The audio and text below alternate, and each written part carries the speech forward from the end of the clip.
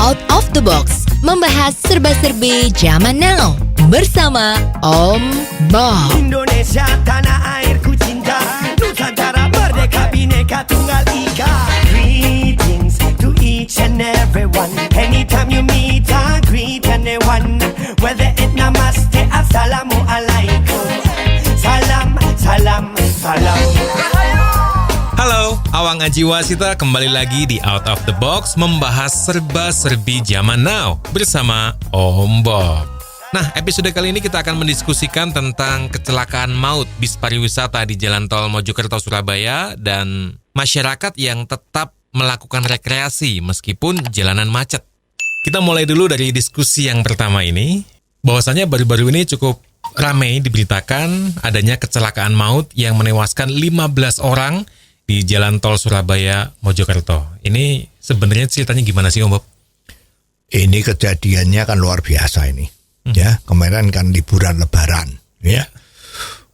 Covid itu kan sudah membuat sengsara masyarakat itu lebih dari 2 tahun kan. Betul. Tidak boleh kemana-mana, ya.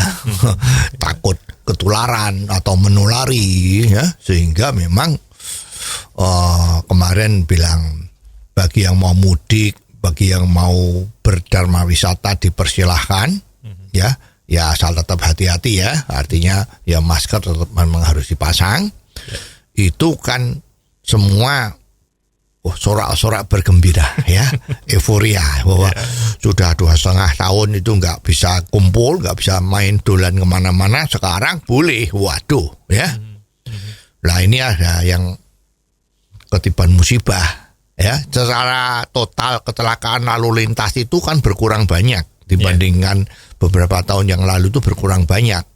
Ya, tetapi ada satu yang luar biasa, yaitu orang berdharma wisata dari Surabaya, ya pengennya menuju Jawa Tengah. Tapi di tengah jalan itu masuk jalan tolnya Surabaya Mojokerto, ketiban bencana. Ternyata mobil bis yang ditumpangi itu terjadi kecelakaan tunggal. Ya, kecelakaan tunggal itu kan biasanya dikategorikan untuk yang misalnya selip jempali, ya, atau nabrak tebing, ya, atau terjun bebas, ya. Tapi sekarang ini selama ini belum pernah terjadi, yaitu bis tersebut itu menabrak tiang. Ya, tiang yang cukup gede, ya, tiang itu tiang untuk reklame. Ya. Di jalan-jalan sepanjang jalan tol itu banyak reklame dengan posisi yang freestanding, artinya cukup ditupang dengan sebuah tiang saja yang kira-kira diameternya itu 50 cm. Ya. Wah, itu kan kokoh setengah mati, itu beton. Betul. Lagi ya. Iya. Ternyata tiang itu kalau kita lihat yang beredar di sosmed ya, itu ternyata tiangnya itu sempat menjadi 90 derajat ya. Ditabrak 90 derajat miringnya, dan bisnya bagian depan itu hancur. Ya. Nah, ternyata itu membawa korban yang mengerikan, 15 orang meninggal. Ya, kalau nggak salah itu ada juga yang orang tua beserta anaknya, kira-kira 5 atau 6 orang. Itu menjadi korban semua. Nah, ini kebetulan supirnya itu tidak termasuk yang meninggal. Ya, ini adil nggak nih ya? Nah, karena dia tidak meninggal, sempat dimasukkan rumah sakit dan sepertinya kemarin sudah sadar dan sudah bisa memberi keterangan-keterangan.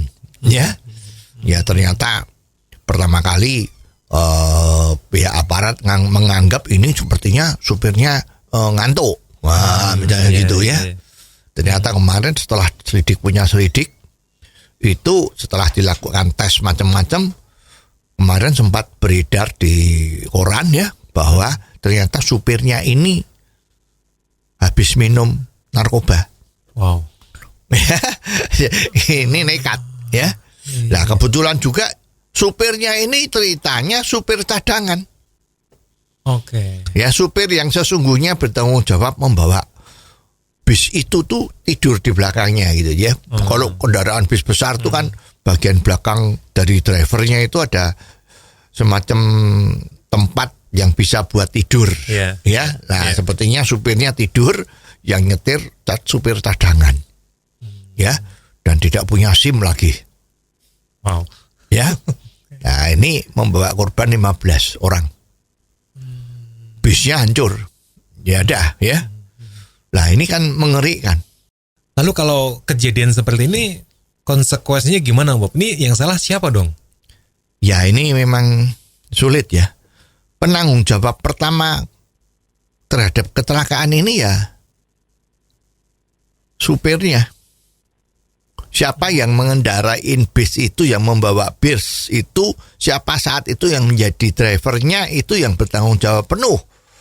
Sepanjang kecelakaan ini bukan karena kendaraannya yang ada masalah. Oke. Ya, misalnya kendaraannya itu ada masalah, misalnya lo ya. Bensinnya habis, misalnya. Ya, bensinnya habis tiba-tiba macet. Ya, atau gimana, itu kan faktor supirnya ya tidak 100%. Atau misalnya bannya jeblok. Ya. Termasuk remblong. Remblong. Oke. Itu kan kesalahan supirnya menjadi tidak utama. Tapi kalau dari segi kendaraannya itu nggak ada masalah, yang salah ya supirnya. Ya, memang ini harus hati-hati betul. Ya, terus juga sekarang kok supirnya diberitakan tidur di belakang. Yang nyetir adalah supir cadangan. Kita nggak bisa ngerti ya, apakah ini betul-betul supir cadangan atau sebetulnya kernek. Ya, pembantu. Ya, karena kan dia nggak punya SIM. Nah, ini teledor kan. Berarti kalau memang ini yang terjadi, supir yang tadi tidur itu harus ikut bertanggung jawab. Kenapa diserahkan sama orang lain? Toh ini tanggung jawabnya dia. Nah, ini mestinya harus dilakukan seperti itu. Ya, kita memang dengar bahwa sang supir cadangan tadi itu sudah minta maaf. Tapi apakah itu menyelesaikan masalah ya? Ya, tapi kalau minta maaf saja ya gimana? Nggak bisa. Ya, sekarang udah nggak bisa lagi modelnya seperti itu. Sekarang harus betul-betul diselidiki ini yang salah siapa. Satu, kamu nggak punya SIM kok berani ngendarain bis. Itu udah salah. Wait, tapi kalaupun dia sudah punya SIM, apakah juga menjamin akan selamat perjalanannya, Om Bob? Ya, sekarang kan you tahu nih. Sekarang ujian SIM, untuk mendapatkan SIM kan memang lewat prosesnya, salah satunya ujian. Yeah. Nah, sekarang ujian yang dilakukan oleh instansi yang mengeluarkan SIM ini apa memang sudah dilakukan dengan betul? Ya, masih terdapat banyak isu kan. Kalau mau membuat SIM tuh yang mudah di mana? Ya, ada isu ya, kalau ujian tertulisnya ada jokinya. Ya bisa jadi, karena sekarang ujian untuk masuk universitas itu yang namanya dulu namanya UMPTN apa itu, itu katanya sekarang jokinya makin canggih. Ya. Nah, ini juga ujian untuk mendapatkan SIM, ujian tertulis itu juga katanya loh ya, itu juga ada jokinya. Jadi yang penting ya asal beres saja. Itu sangat mudah. Ya, jadi walaupun punya SIM kan sekarang kan belum menjamin bahwa dia itu nyetirnya bagus. Ya, jadi susah. Jadi oke lah. Tapi kalau nggak punya SIM, berani naik mengendarakan bis, jadi driver bis gitu ya memang agak nekat kan. Tapi sekarang supirnya yang utama tadi itu mungkin nganggap dia sudah bisa. Memang tidak punya SIM. Nanti kalau di tengah jalan misalnya ada rahasia, yang keluar supirnya asli. Ini saya supirnya. Ya, dia di bawah pengawasan saya. Misalnya begitu. Ya itu seperti orang belajar itu kan nggak punya SIM, tapi didampingi sama instrukturnya. Ya. Itu kan boleh. Ya, tapi ini supirnya tidur. Ya. Bukan membimbing, tapi tidur. Ya kan susah ini kan. Jadi nggak bisa. Jadi kalau sampai ini berarti ya supirnya salah, pasti salah. Supir cadangannya yang berani membawakan bisnya salahnya lebih berat. Ya katanya dia tuh kemarin semalam tuh narkoba. Ini memang harus diselidiki. Jadi nggak bisa ini kecelakaan tunggal. Terus yang luka, yang mati, ya itu nasib. Kan pasti ya yang dikatakan sama driver yang kecelakaan itu kan, ya kita kan juga nggak kepengin terjadi kecelakaan. Ya, betul. Ya dengan harapan agar dia dianggap kecelakaan ini ya force majeure. Kecelakaan yang tidak dikehendaki kok terjadi. Itu nggak bisa gitu. Itu berarti nanti hukumannya berat banget dan Om Bob. Harusnya berat sekali. Ya, mungkin ada tambahan-tambahan, tidak ada SIM. Terus katanya ngantuk kok bawa mobil, bawa bis. Ya. Sebetulnya driver cadangan kenapa nekat? Terus kemarin semalam narkoba. Jadi ini banyak pasalnya itu. Ya seperti diketahui kalau di luar negeri itu kalau driver yang ketahuan minum minuman keras, itu hukumannya itu SIM-nya dicopot, dicabut. Dan sana canggih pemeriksaannya. Supirnya anytime disuruh stop, terus dia dites dari nafasnya, tingkat kadar dari alkoholnya. Nah, itu SIM-nya bisa dicabut. Jadi nggak boleh orang habis minum alkohol minuman keras terus dia nyetir tuh nggak boleh. Apalagi ini narkoba. Ini mbahnya teler. Ini hukumannya harus berat sekali karena dia tidak bertanggung jawab dengan penumpang yang dibawa. Ini harusnya, ya gimana lagi, harusnya hukumannya berat sekali. Dan tidak boleh lagi dia nyetir sepanjang hidupnya. Nah, begitu. Tapi kalau kita lihat banyaknya kasus di Indonesia tentang kecelakaan, khususnya yang di jalan tol ini, apakah memang perlu penanganan seperti di luar negeri itu ya? Ya mestinya harus seperti itu. Jadi begini, kalau di luar negeri itu ada orang yang menyupir kendaraan selama 2 jam berturut-turut, dia harus berhenti. Istirahat 15 menit. Itu harus. Ya. Driver-driver di luar negeri tidak berani melanggar ini. Ya. Karena kalau melanggar, SIM-nya dia itu dikasih bintang atau dilobangin. Lubangnya berapa kali udah selesai, dia udah nggak bisa jadi driver lagi. Mata pencahariannya hilang. Nah sekarang apakah mau diterapkan seperti itu? Ya, bisa. Omong saja. Karena untuk bisa meyakinkan, bisa melaksanakan ketentuan ini tuh nggak cuman keluar peraturannya, tapi kontrolnya harus dilihat. Satu, sekarang orang kalau SIM-nya sudah bikin di satu tempat, ya, terus misalnya hilang, ya apakah dia sekarang bisa bikin SIM di lain tempat lagi, tempat yang lain? Sepertinya kok bisa ya. Berarti apa? Datanya belum menyatu. Oh iya. Ya, kalau datanya sudah menyatu pakai big data, jadi orang yang minta SIM itu mintanya misalnya di Jakarta, tapi di ujung Papua sana bisa ngerti bahwa ini namanya sudah pernah minta SIM. Nah itu lain lagi. Sekarang pertanyaannya sudah ada itu belum? Kalau belum, menginginkan aturan bahwa kalau you menyetir mobil itu menjadi pelanggaran yang fatal, nah nggak bisa berjalan. Karena kalau sekarang SIM-nya saya dicabut di sini, saya bisa bikin SIM di tempat lain. Nah itu kan. Nah, Indonesia kemarin kan mencoba dengan IKTP itu. IKTP itu adalah satu orang mempunyai nomor induk kependudukan kan. Nah, nomor induk itu nggak bisa double. Nomornya satu untuk satu orang. Nama yang sama nggak mungkin keluar lagi untuk bisa nomor dapat IKTP di tempat manapun. Kelihatannya sudah bisa ini ya.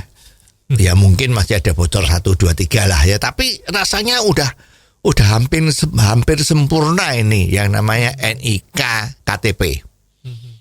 Ya, ini. Nah, tapi sekarang SIM sudah seperti itu belum? Nah, itu faktor pertama, ya. Apakah data SIM itu terintegrasi secara ke seluruh Indonesia? Ya.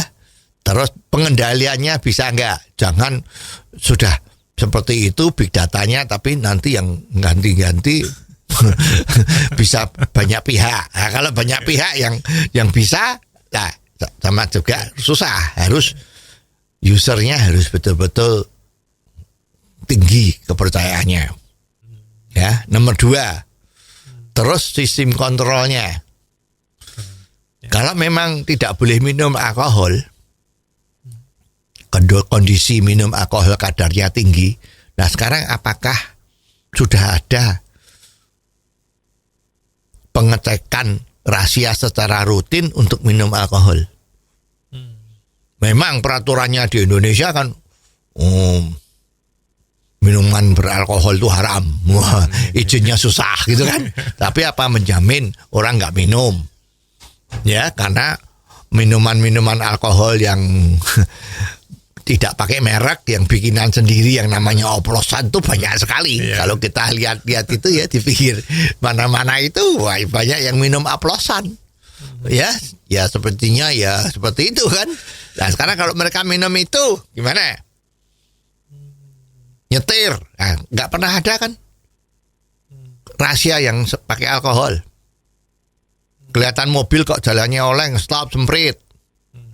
Ya, turun, supirnya dites lewat napas itu. Kalau kemarin ada itu yang ngecek COVID itu kan pakai Genus itu. Genus. Yang sekarang nggak tahu kabarnya. Sekarang ini apakah sekarang ada ya polisi lalu lintas, aparat yang ngawasin DLJR apa itu, kalau orang nyetir kelihatan nggak bener di stop, tes pakai Genus tadi itu, ya kan? Apakah kadar alkoholnya dari napasnya berapa persen tingkatannya? Itu nggak ada. Jadi ada aturannya tapi nggak ada yang meriksa, ya nggak bisa jalan, ya kan? Terus belum oknumnya, kalau udah seperti ini, oknumnya bertindak tegas atau tidak? Ini nggak boleh ini, SIM-nya dibolong apa enggak? Nah, ketentuannya SIM lubang ini apa sudah ada? SIM yang sudah dilubangin itu berapa maksimum lubangnya? Kalau 3 itu sudah berarti selamanya udah nggak boleh punya SIM. Kalau nggak punya SIM kan nggak berani drive. Kalau di luar negeri. Ya kan? Nah sekarang ini sudah belum. Oknumnya tadi itu gimana? Integritasnya berbakti pada negara itu betul-betul 100% atau enggak? Jangan sampai muncul pasal 86. Kok 86 itu apa, Bob? Ya itu umumnya kan istilahnya 86 kan damai. Ya kan? Kalau ada kejadian-kejadian atau pelanggaran-pelanggaran, ya Pak, daripada ditilang dah pasal 86 aja. 86 atau 68 ya, agak lupa ini. Ya, apa itu? Damai. Kalau petugasnya, oknumnya bisa diajak damai tadi itu, ya peraturannya nggak jalan lagi. Nah ini bis kecelakaan tadi itu ketahuan karena dia terjadi kecelakaan. Mestinya kan harus dicegah supaya orang takut kalau dia sudah minum sesuatu yang keras-keras tadi itu, dia nggak boleh membawa kendaraan.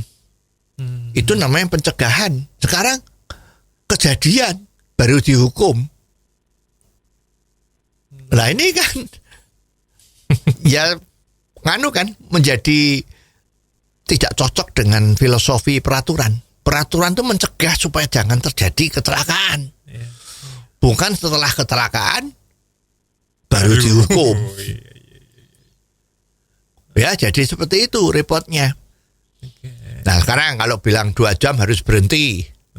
Iya kan? Setiap 2 jam berhenti, terus itu ngontrolnya gimana dong, Om Bob? Lah itu. Jadi kalau sudah ada peraturan, kontrolnya gimana? Memang sekarang sepanjang jalan tol itu banyak rest area kan? Iya. Kan banyak rest area itu. Tapi kontrolnya gimana? Kita taunya kalau Lebaran atau jalan tol lagi sibuk karena Idul Fitri atau nanti hari raya Natal, itu cuma dikasih batas yang masuk di area maksimum 30 menit. Nah, misalnya begitu kan? Nah, tapi sekarang yang ngontrol 2 jam harus istirahat tuh gimana? Nah, ini kan harus diciptakan sistemnya semua. Ya misalnya orang yang mau berangkat, mungkin diawali dulu lah. Kalau mobil kendaraan pribadi nggak seperti itu. Tapi kendaraan umum, misalnya yang memuat orang tempat duduknya ya, itu bisa muat 30. Itu berarti sudah harus hati-hati kan. Karena kalau kecelakaan bisa membahayakan. Nah sekarang dibatasi dulu. Kendaraan umum yang kapasitasnya bisa 30 orang, itu harus kena wajib lapor. Kalau dia start dari kota tertentu, wajib lapor. Saya berangkat sekarang. Nah, kelihatan lah jam berapa. Nah, kalau dia berhenti 2 jam kemudian itu, lapor, saya berhenti. Paling sedikit begitu kan. Itu yang sederhana. Ya nanti lapornya dari tempat lain kan juga bisa kan. Kalau mau yang namanya maling itu kan lebih pintar dari yang jaga, ya kan? Tapi minimum seperti itu. Sekarang ya semua kan punya handphone. Nah, mungkin Sherlock atau gimana ya dah.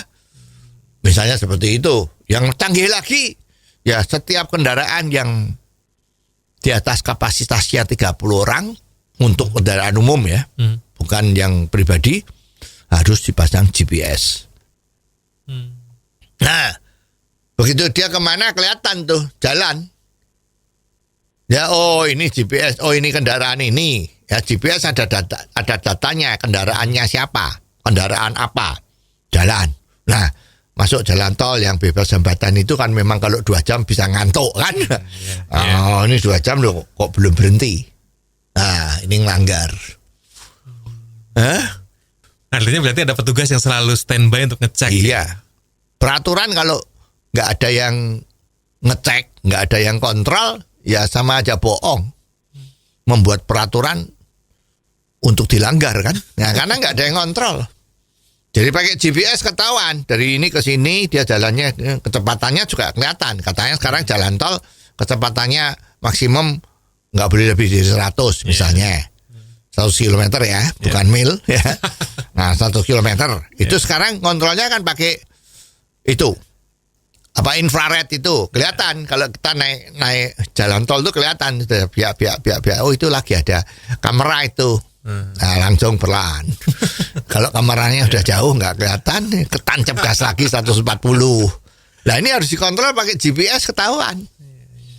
Mobil pribadi ya udahlah. Karena kecelakaan ya pribadi. Tapi kalau kendaraan umum, supirnya nekat, korbannya banyak. Seperti sekarang ini 15 orang mati. Berapa itu kalau mati? Nilainya mati. Ya memang diganti sama asuransi. Yang mati kemarin diganti 50 juta kan. Kalau yang luka-luka 25 juta. Apa orang mau dikasih 50 juta suruh mati? Kan gak begitu ceritanya. Ya jadi betul-betul pakai GPS ketahuan. Oh, bis nomor ini berangkat udah jalan berapa jam nih? Kecepatannya berapa kelihatan? Seperti kalau kita main pakai Google Map atau Waze itu, ketahui kan? kita jalan berapa kilometer per jam kecepatannya. Nah ini ketahuan semua. Nah memang kalau memang bikin aturan ya bikinlah. Cara kontrolnya gimana? Kalau bisa bikin peraturan tapi nggak ada kontrolnya, yaitu lip service. Di atas kertas sudah baik kerjanya, tapi kenyataannya enggak. Oke, nah tapi fenomena seperti ini apakah hanya terjadi di kendaraan atau bus aja ya Om Bob? Iya, karena begini, kalau di kereta api rasanya kok nggak ada ya. Karena kereta api itu kan sudah jalannya pasti nggak mungkin ada hambatan toh. Nggak mungkin nyelip juga. Nggak ada yang nyelip. Nggak nyelip, nggak diselip. Ya. Jadi mungkin kalau di kereta api relatif lebih oke ya. Ya itu. Kalau di kendaraan pesawat terbang itu memang sekarang pesawat terbang kan banyak sekali dan mungkin semua penerbangan itu sudah pakai autopilot. Tinggal kalau pesawatnya udah naik, ya naik itu mungkin kelihatannya juga sekarang udah auto take off. Asal landasannya bener ya, jarak landasannya bener, dia di setel auto take off. Ya pilotnya tinggal duduk, lihat panel-panel saja, jalan dengan sendiri. Ya paling saatnya kalau harus rodanya dicopot atau apa itu lah, mungkin itu memang harus pakai knop-knop. Demikian juga kalau mendarat. Mendarat itu akan ada auto landing. Pasang auto itu udah pilotnya boleh sinsot-sinsot. Landingnya halus pula. Halus pula. Udah begitu karena memang sudah terintegrasi sinyal-sinyal dari bawah sama di pesawatnya itu sudah sinkron. Itu aja pengawasannya ketat. Ya, pilot sebelum terbang betul-betul harus dicek. Dia memang minum alkohol atau enggak, tidurnya cukup atau tidak. Ini harus dicek semua. Karena membawa manusia lebih banyak. Ya, tapi ya begini, itu memang kelihatannya kalau naik pesawat terbang itu kan menakutkan. Ya. Kalau jatuh bagaimana? Memang pesawat kalau jatuh ya mati semua kan. Horor ya. Kalau kendaraan rasanya kok lebih aman. Tapi secara statistik, kecelakaan yang mengakibatkan orang meninggal antara yang naik pesawat, kecelakaan yang terjadi karena pesawat, atau kecelakaan yang di darat, itu ternyata banyak yang di darat. Cuman di darat kan tidak terdramatisir meninggal. Tapi kalau pesawat kan jatuh semua penumpangnya dikabarkan tipis harapannya untuk hidup. Nah, misalnya begitu. Tapi kalau kendaraan kan seperti kemarin yang mati 15, sepertinya wah nggak apa-apa masih karena masih banyak yang hidup. Ya, jadi semua yang untuk kepentingan umum, kendaraan komersial yang mengangkut umum, orang banyak, itu pengawasannya harus ketat. Ya, ini aja. Jadi ini semoga dia akan datang itu memang, kalau memang jalan tolnya di Indonesia itu makin lama makin banyak. Artinya banyak tuh makin panjang ya. Sekarang nanti harapan tahun 45 nanti sudah bisa misalnya 50.000 kilometer, itu kan negara kita malah lebih makmur ya, karena infrastrukturnya menjadi lebih bagus. Nah, tapi controllingnya ini juga harus bisa lebih baik dan harus bisa lebih ketat agar supaya jangan ada orang yang dirugikan karena keteledoran supir yang membawa kendaraan itu. Oke. Well, dari diskusi ini sih, ini juga sempat mengingatkan kita ke beberapa waktu yang lalu, Om Bob, waktu kita ada liburan panjang, liburan lebaran itu, yang ternyata masih juga macet ada di mana-mana, tapi masih juga banyak orang berekreasi segala macam. Ini menurut Om Bob gimana ini? Iya memang. Tapi anyway, ini kemarin penanganan lalu lintas selama lebaran ini kan you tahu ini yang jumlah manusia yang lalu lalang dalam rangka lebaran ini kan kalau nggak salah itu lebih dari 60 juta orang ya di Indonesia ini yang keliling. Iya, betul. Ya, itu dipuji ya bahwa pengaturannya cukup baik Oke. dan kecelakaannya turun banyak. Iya. Ya, ini luar biasa. Ya, cuman memang teknik-teknik dari kontraflow, ya, terus one way, Iya. ya, jalan yang harusnya 2 arah jadikan 1 arah, Iya. ya. Kontraflow itu seharusnya yang ke utara menjadi yang ke utara itu misalnya ada 3 jalur, cuman yang ke utara cuman dikasih 1 jalur, tapi yang berlawanan 2 jalur seperti itu ya, supaya mengatasi masalah macet salah satu jalurnya kan. Iya. Nah ini dianggap bagus, diakui, ya, ya petugasnya memang repot, ya. Tetapi memang terjadi ekses-ekses yang kurang diperhitungkan atau persiapannya kurang. Itu memang terjadi macet-macet di beberapa tempat yang kena kontraflow atau one way tadi itu 1 arah itu macet 7 jam 8 jam karena orang nunggu di jalan. Mau masuk nggak bisa karena one way kan. Ini macet 7 jam, 8 jam.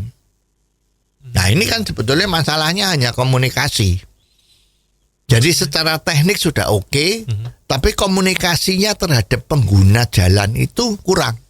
Artinya menyosialisasikannya. Ya, Oke. jadi kampanyenya kurang. Jadi harusnya itu digebras.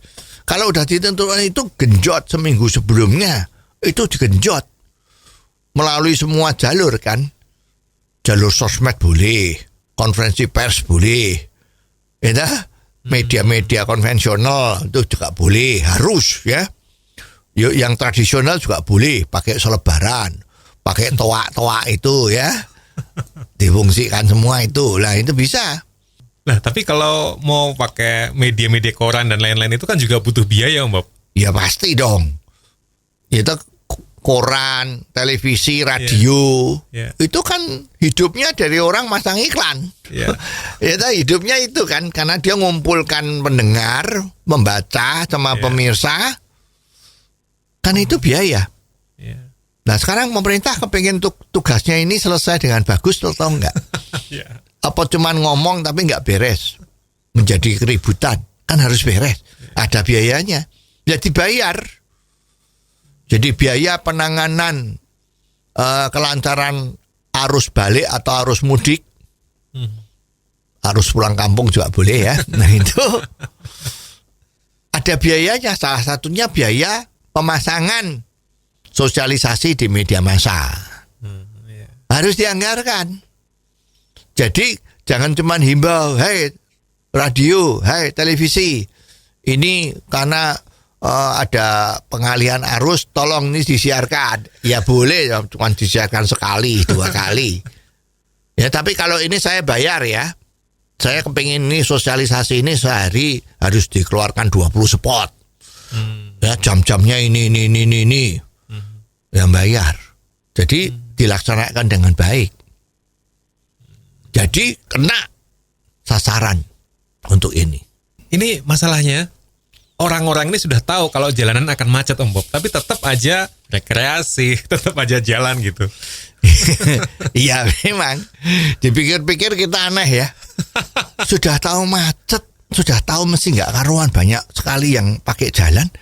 Masih ada juga yang naik mobil keluar dari tempat asalnya, sudah tahu kalau akan macet di jalan 7 jam 8 jam, tapi tetap jalan. Nah ini yang namanya sindrom. Artinya itu orang sudah terlalu lama di rumah. Jadi dia butuh suasana yang lain supaya tidak stres. Memang ada itu, penyelidikan ada itu dari survei.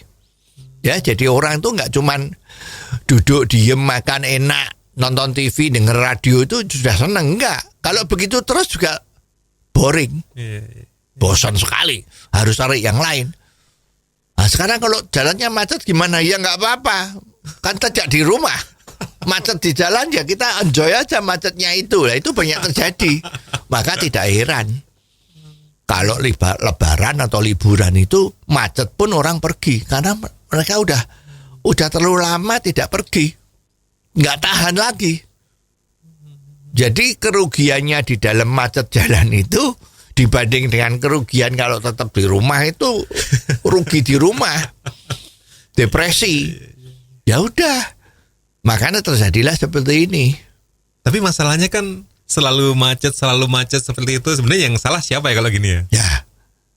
Ya memang susah ya, ini yang salah siapa nih? Memang budaya kita kan seperti itu.